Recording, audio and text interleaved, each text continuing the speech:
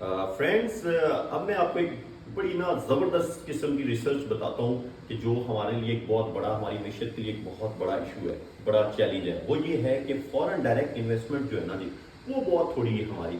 جو ہمارا سب سے جانی دشمن ہے نا، انڈیا، اس کی $580 بلین کی سالانہ جو ہے نا، سوری 580 جو بلین روپیز کی اس کی جو ہے نا سالانہ فائنینشیل فورن ڈائریکٹ انویسٹمنٹ آتی ہے، اور پاکستان کی اونلی 8 بلین روپیز کی انویسٹمنٹ آتی ہے۔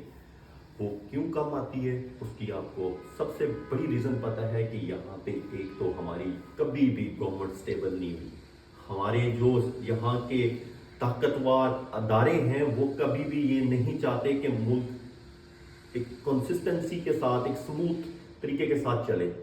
کبھی کوئی مولوی صاحب دھرنا دے کے بیٹھے ہوتے ہیں، کبھی جناب امپلائز دھرنا دے کے بیٹھے ہوتے ہیں، کبھی کوئی پولیٹیکل پارٹی دھرنا دے کے بیٹھی ہوتی ہے، کبھی کسی کو پیچھے لگایا ہوتا ہے، اور کبھی ہائبرڈ ایشوز، کبھی جناب آپ کو کوئی پراکسی وارز چل رہی ہوتی ہیں، کبھی فارن اور ایشوز چل رہے ہوتے ہیں۔ تو کہنے کا مطلب ہے کہ کوئی بھی پولیٹیکل سٹیبلٹی آتی ہی نہیں ہے پاکستان کے اندر، جس کی وجہ سے جتنے بھی ذہین اور باہر کے لوگ ہوتے ہیں نا، وہ انہوں نے اچار ڈالنا ہے ایسے ملک کے اندر جس کے اندر انتشار اور کایوس اور انارکی ہو۔ تو جو سب سے بڑا مسئلہ ہے نا، فورن ڈائریکٹ انویسٹمنٹ کا ہماری ہے، اس کے پیچھے جو ریزنز ہے وہ بھی میں نے بتا دی ہیں۔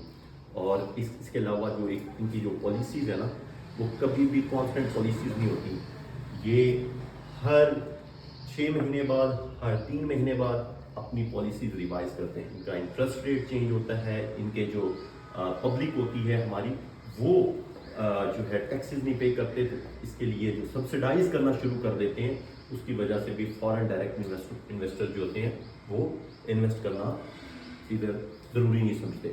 اور سب سے بڑی بات یہ ہے کہ اتنے بدھو لوگ ہیں، اتنے کامچور لوگ ہیں، اتنے نالائق لوگ ہیں کہ جن کے پاس نہ کوئی طریقہ ہے، نہ کوئی سوچ ہے، نہ کوئی میتھڈالوجی جانتے ہیں، کام کرنا ہی نہیں چاہتے۔ اس وجہ سے بھی جو لیبر ہے وہ بہت زیادہ ناکارہ ہے۔ اچھا، ایک یہ ریزن ہے۔ اس کے علاوہ جو بڑا مسئلہ ہے نا، وہ یہ ہے کہ پاکستان کے اندر انرجی انفراسٹرکچر کا میرا آلریڈی آپ سے ٹاپک ڈسکس کیا ہوا انرجی کرائسس کے اوپر، کہ پاکستان کے اندر جو انرجی کرائسس ہے نا، جس میں جو ہمارا کرنٹ اکاؤنٹ خسارہ ہے، circular debt, sorry not current account, circular debt جو ہے وہ اتنا زیادہ ہے کہ میں اگر آپ کو تھوڑا سا ہسٹری میں لے کر جاؤں تو مشرف کے دور میں 25 بلین روپیز کا تھا۔ اس کے بعد آیا پیپل پارٹی کا دور، تو یہ خسارہ 25 سے 500 بلین روپیز کا ہو گیا۔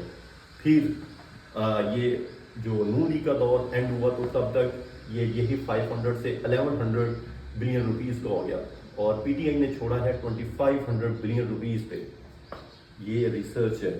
ریسرچ کے مطابق جب ہمارے ملک کی ہائی ایڈمنسٹریشن اپنے انرجی کے سیکٹر کو پراپر یوٹیلائز نہیں کر سکتی، جو بل پیمنٹس ہیں، جو اخراجات ہیں وہ پورے نہیں کر سکتے، اور اس کی مد میں جو سرکار کے اوپر اتنا بڑا بوجھ پڑ جاتا ہے، 2500 بلین روپیز کا پی ٹی آئی چھوڑ کے گئی تھی۔ یہ ناکامی ہے، یہ ناکاری ہے، یہ مس مینجمنٹ ہے۔ تو یہ پیسے واپس پے کرنے ہیں، یہ کرنٹ اکاؤنٹ ڈیفسٹ میں آتے ہیں، یہ بیرونی خساروں میں آتے ہیں۔ تو یہ ایک بہت بڑا چیلنج ہے پاکستان کے لیے۔ اچھا، اس کے بعد جو ہے کلائمیٹ چینج کا ایشو، یہ ایک جو ہے نا، یہ میں یہ سمجھتا ہوں کہ یہ ہمیں ایک نیچرلی، یہ ہمیں ہماری جو اسٹریٹجی کی وجہ سے یہ مسئلہ درپیش ہے۔ کلائمیٹ چینج کا مسئلہ یہ ہے کہ نہ تو ہم اتنی زیادہ انڈسٹری ہے ہمارے پاس، نہ ہم اتنی زیادہ جو ہے نا کول پروڈکشن کرتے ہیں، نہ ہماری اتنی کوئی ٹیکنالوجی ہے۔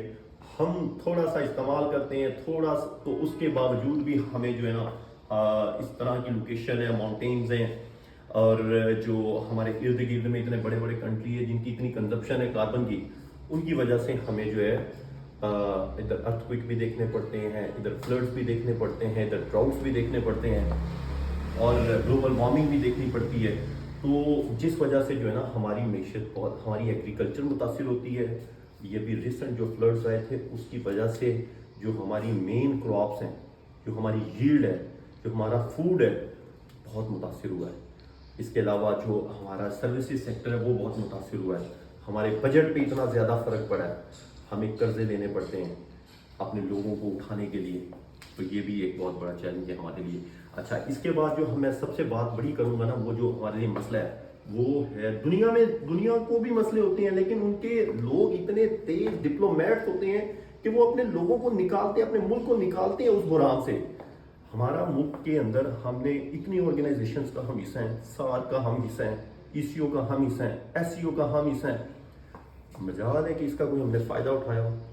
انہوں نے اتنے بڑے بڑے چارٹرز کے اوپر اپنے آبجیکٹیوز لکھے ہوتے ہیں کہ ہم لوگوں کو جو ہے نا پبلک کانٹیکٹ کروائیں گے، اپنی جو ہے فارن انویسٹمنٹ کروائیں گے، گروتھ کو، اپنی جو اکانومی ہے، بزنس ہے، ٹرانزٹ ہے، اس کو بڑھائیں گے. لیکن یہاں پہ تو ایسا کچھ ہوتا ہی نہیں ہے. سارک ہم نے ڈیڈ کی ہوئی ہے، ECO ہم کوئی نہیں اس پہ کام کرتے، SCO سے ہم کوئی فائدہ نہیں اٹھاتے، جس کی وجہ سے ہمارا صرف اور صرف $4 بلین جو ہے نا US ڈالر، اس کا ہمارا فارن ایکسچینج ریزرو ہے. اوور آل اکانومی $353 بلین کی ہے. تو اتنی بڑی عوام، 22 کروڑ 23 کروڑ، بھائی آسان. اب اس کے بات تو بہت ہو سکتی ہے. اب میں اس کے سلوشنز پہ اگلی ویڈیو پہ بات کروں گا. آپ میرا چینل پہ کنیکٹڈ رہیں اور یہ سبسکرائب بھی کریں اور بیل آئیکن بھی دبائیں. Thank you so much.